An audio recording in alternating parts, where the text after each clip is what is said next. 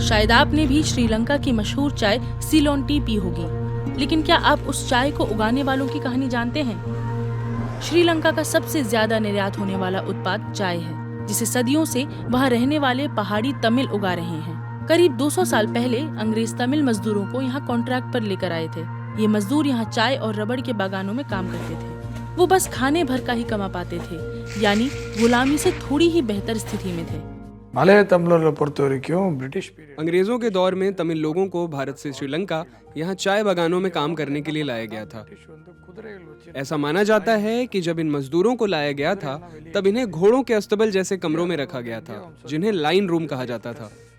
घोड़ों को हटाकर तमिल मजदूरों को वहां रखा गया था। बाद में भी इसी तरह के कमरे मजदूरों के लिए बनाए गए और आज भी कुछ कामगार ऐसे कमरों में गुजर बसर कर रहे हैं। அதில தான் வந்து மலைய தமிழர் வந்து கூடுதலானவர்கள் வந்து வாழ்ந்துட்டு இருக்காங்க। अब उन तमिल मजदूरों के करीब 8,40,000 वंशज श्रीलंका में रह रहे हैं। लगभग 1,50,000 पहाड़ी तमिल, जिनमें ज्यादातर महिलाएं हैं, वो द्वीप के बीचों बीच बने बागानों में काम करते हैं।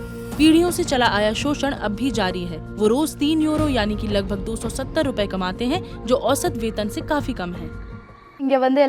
यहाँ रहने वाले कई मजदूर केवल 1,000 श्रीलंकाई रुपए यानी करीब 3 यूरो प्रतिदिन पर काम करते हैं। इसमें बच्चों की देखभाल नहीं हो सकती, जरूरतें पूरी नहीं हो सकती। हम घर बनाने के बारे में कैसे सोचें?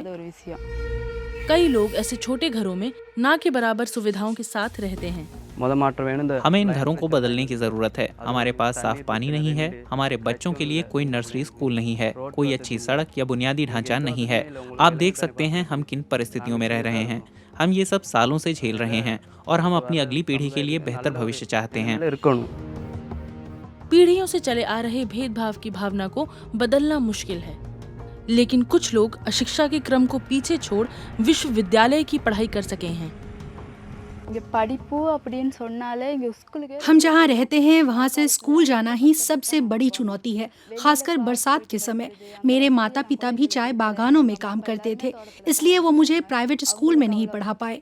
मेरे लिए पढ़ाई पूरी करना मुश्किल था, लेकिन जब मैंने पढ़ाई की और बागानों के बाहर की दुनिया देखी, तब मुझे एहसास हुआ कि मेरा समुदाय अभी भी कितना पिछड़ा है।